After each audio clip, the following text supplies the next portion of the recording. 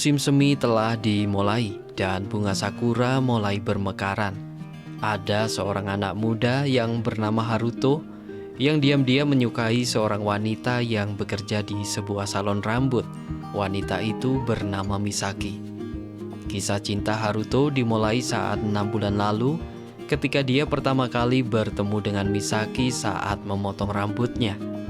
Haruto sangat gugup dan salah tingkah saat Misaki mengajak ngobrol dirinya. Sampai-sampai Haruto mengiyakan ketika Misaki menebak kalau Haruto adalah seorang fotografer profesional. Padahal bukan. Namun terlepas dari itu semua, semenjak itu Haruto rutin memotong rambutnya setiap 1 bulan sekali, hanya demi ingin mengobrol dengan wanita yang disukainya. Tak terasa 6 bulan sudah terlewati. Hubungan Haruto dan Misaki semakin akrab. Mereka saling mengenal satu sama lain. Dan di hari itu, saat Haruto sedang dipotong rambutnya, tiba-tiba dia memberanikan diri mengajak Misaki berkencan. Misaki yang kaget tidak sengaja memotong bagian telinga Haruto. Misaki sangat histeris dan merasa bersalah telah melukai telinganya Haruto. Tapi di lain sisi, walaupun kesakitan, Haruto sangat senang. Akhirnya Haruto mendapatkan jawaban ya saat dia mengajak kencan Misaki. Selasa minggu depan, Haruto menentukan tanggal berkencannya. Dia sangat tidak sabar bertemu dengan Misaki. Tapi Haruto merasa bersalah telah membohongi Misaki kalau dirinya adalah seorang fotografer profesional. Dia memang suka memotret, tapi untuk menjadi profesional hanya impian yang bagi dia adalah hal yang mustahil. Karena sebelumnya dia pernah magang bersama fotografer profesional. Ternyata untuk mendapatkan impiannya itu sangat sulit. Sehingga semenjak itu dia pesimis dengan impiannya. Tak terasa hari Selasa pun tiba. Haruto dan Misaki bertemu dan menikmati indahnya bunga sakura. Mereka berdua sangat senang dan akhirnya Haruto memberanikan diri untuk jujur ke Misaki kalau dirinya bukan fotografer profesional. Dia memang suka memotret, tapi dia juga merasa tidak percaya diri dan lebih memilih menghindari impiannya itu. Misaki yang mendengar itu sangat kesal. Bukan karena entah apa sebenarnya profesi Haruto, tapi karena Misaki tidak suka dengan orang yang tahu impiannya, tapi tidak berusaha mengejarnya. Misaki langsung pergi meninggalkan Haruto. Kau tak bisa mengabaikan impianmu hanya karena itu sulit. Itulah kata-kata Misaki sebelum pergi meninggalkan Haruto. Sebelum Misaki benar-benar hilang dari pandangannya, Haruto berteriak akan membuktikan kepada Misaki kalau dirinya bisa mengejar impiannya menjadi fotografer profesional dan Misaki kembali menyukainya. Namun setelah hari itu, Haruto benar-benar menghilang dari Misaki. Sudah beberapa bulan tidak ada kabar lagi dari Haruto. Misaki memang belum suka kepadanya, tapi semenjak Haruto tidak ada kabar, dia selalu kepikiran. Dan pada suatu hari tiba-tiba teleponnya Misaki berbunyi. Itu adalah telepon pertama dari Haruto semenjak berpisah saat kencan pertama mereka. Ternyata selama ini Haruto tidak ada kabar karena dia bekerja keras mengejar impiannya. Dia sekarang bekerja di studio foto periklanan. Dan walaupun hari itu Haruto belum menjadi fotografer profesional, setidaknya dia sudah mendapatkan gaji pertama dari impiannya. Dan tentu saja berani tampil kembali di hadapan Misaki. Malam itu untuk pertama kalinya Haruto bertemu dengan Misaki di sebuah restoran. Dia mentraktir Misaki dari gaji pertamanya sebagai seorang fotografer. Dan kali ini dia lebih percaya diri saat bercerita tentang profesinya. Dan kemudian Haruto juga memberikan hadiah ulang tahun kepada Misaki walaupun terlambat, yaitu sebuah tempat gunting untuk Misaki bekerja. Dan malam itu Haruto memberanikan diri menyatakan perasaannya kepada Misaki. Namun Misaki hanya tersenyum malu tidak menjawabnya. Tapi saat mereka akan berpisah di sebuah stasiun kereta, tiba-tiba Misaki menjawab perasaan Haruto. kalau Misaki mau menjalani hari-hari berikutnya bersama Haruto. Akhirnya malam itu ditutup dengan kebahagiaan mereka berdua. Sejak malam itu, hari-hari berikutnya Haruto dan Misaki bertemu kembali bercerita tentang keseharian mereka dan menghabiskan waktu bersama. Dan pada suatu hari, Misaki mengalami sakit yang tidak tertahan. Kakaknya yang bernama Takashi membawanya ke rumah sakit, dan Misaki divonis dokter mengidap penyakit sindrom pregoria, yaitu sebuah penyakit yang penderitanya akan belasan kali lebih cepat tua dari orang pada umumnya dan tidak ada obatnya. Dia sangat sedih akan segera menua walaupun umurnya masih 25 tahun. Walaupun begitu, dia tidak mau bercerita kepada Haruto. Singkat cerita, Misaki kembali sehat dan pergi bersama Haruto melihat festival kembang api. Malam itu, Haruto tiba-tiba melamar Misaki. Perasaan Misaki dalam hati sangat senang, tapi karena penyakitnya, dia masih belum menjawabnya. Semenjak divonis dokter, Misaki keluar dari pekerjaannya dan ingin menghabiskan masa mudanya bersama Haruto. Malam itu, tiba-tiba Haruto kaget saat Misaki mendatangi rumahnya dan ingin menginap. Haruto sebenarnya keberatan karena rumahnya berantakan. Tapi Misaki terus memaksa dan Haruto tidak bisa mencegahnya.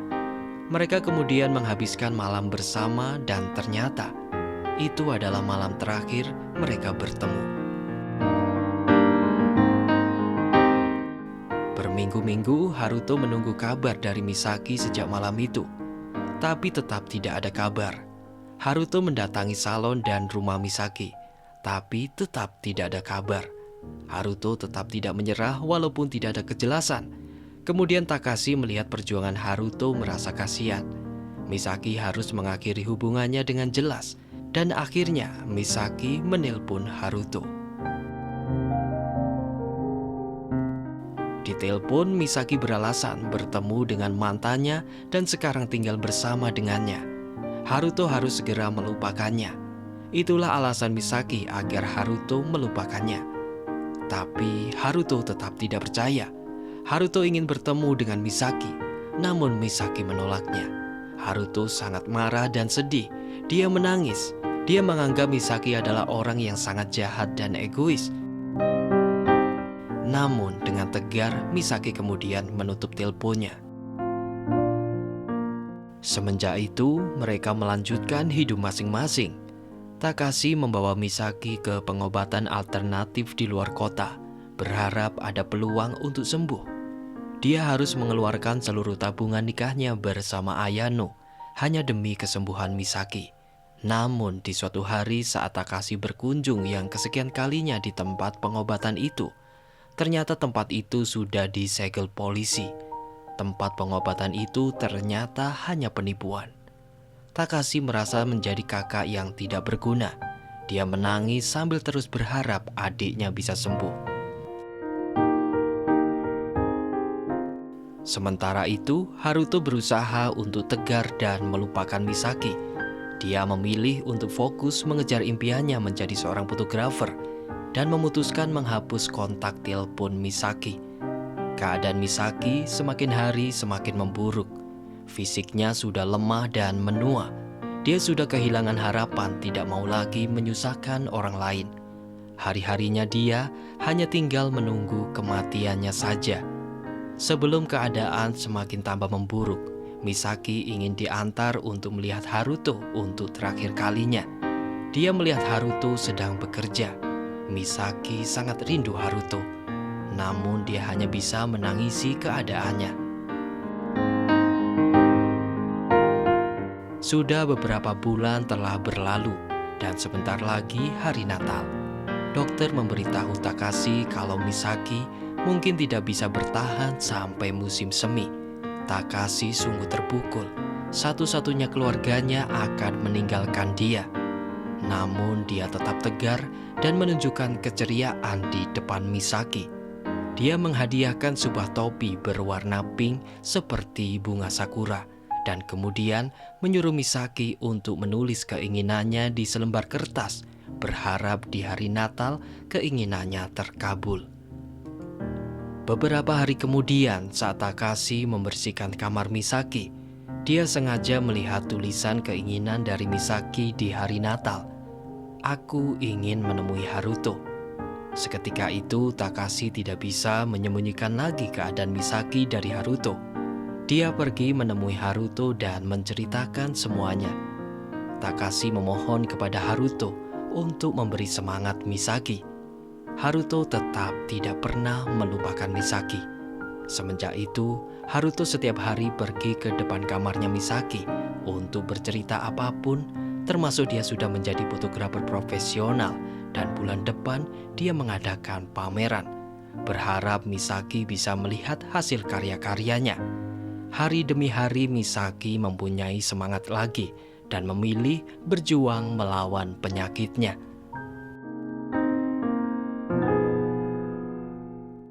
Di hari itu, saat hujan salju, Misaki untuk pertama kalinya keluar dari kamarnya dan pergi seorang diri memakai baju merah dan topi pink dari kakaknya menuju pameran Haruto. Dia ingin melihat karya-karyanya. Dan ternyata semua karya Haruto menceritakan tentang saat dia bertemu dengan Misaki. Saat Misaki memotong rambutnya, saat dirinya berkencan pertama kali dengan Misaki, saat makan malam di restoran bersama Misaki, saat pertama kali di depan kamar Misaki, dan saat dia melamar Misaki. Tapi Haruto ternyata tidak ada di pameran tersebut. Haruto ternyata pergi ke rumah Misaki untuk mengajak ke pameran. Mereka berdua tidak saling bertemu. Kemudian Takashi memberitahu Haruto kalau Misaki pergi ke pamerannya. Seketika itu, Haruto lari menuju ke pamerannya. Misaki yang keadaannya lemah kemudian memutuskan kembali pulang. Dalam perjalanan pulang, Misaki sudah tidak bisa bertahan dan jatuh di tengah jalan. Di saat itu juga, Haruto saat berlari menuju pameran melihat seorang nenek tua di tengah hujan salju terjatuh di tengah jalan. Haruto membersihkan topi pink nenek itu dan mengulurkan tangannya agar nenek tua itu bisa berdiri lagi. Nenek itu adalah Misaki. Mereka berdua saling menatap. Namun Haruto tidak mengenalinya. Di momen itu Misaki sedih karena Haruto tidak mengenali dirinya. Tapi dia juga sangat bahagia bisa melihat lagi Haruto.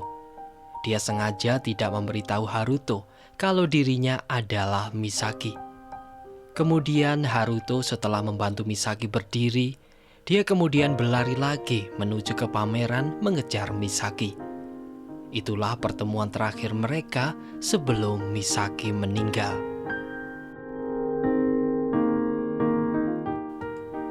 Beberapa hari kemudian, Haruto berkunjung ke rumah Misaki untuk mendoakannya dan untuk terakhir kalinya ingin melihat kamarnya Misaki. Dia melihat barang-barangnya Misaki dan tidak sengaja melihat topi pink milik Misaki. Dia tersadar kalau nenek tua yang ditolongnya kemarin adalah Misaki. Dia menangis dan menyesal tidak menyadarinya. Dia sangat menyesal, itulah Misaki, wanita satu-satunya yang ada dalam hidupnya. Semenjak itu, Haruto mengurung diri karena penyesalannya dan ingin bunuh diri. Tapi di waktu yang tepat, Ayano sebelumnya menemukan surat dari Misaki yang ditulisnya sebelum meninggal. Dia mendatangi rumahnya Haruto dan memberikan surat itu. Di surat itu, Misaki berterima kasih sudah mengisi hidupnya walaupun sebentar dan bersyukur bisa bertemu dengan Haruto. Misaki juga berpesan agar Haruto tetap berjuang mengejar impiannya. Semenjak itu, Haruto terus mengejar impiannya dan berhasil menjadi fotografer profesional. Namun, ada satu hal yang menjadi penyesalan terbesar Haruto, yaitu dari pertama kali berkenalan dengan Misaki, Haruto belum pernah memotret Misaki. Dan film selesai. Itulah alur cerita dari film Love Like the Falling Petals. Jika teman-teman suka video ini, klik like dan subscribe agar channel ini terus menjadi lebih baik. Saya Irwan, wassalamualaikum warahmatullahi wabarakatuh.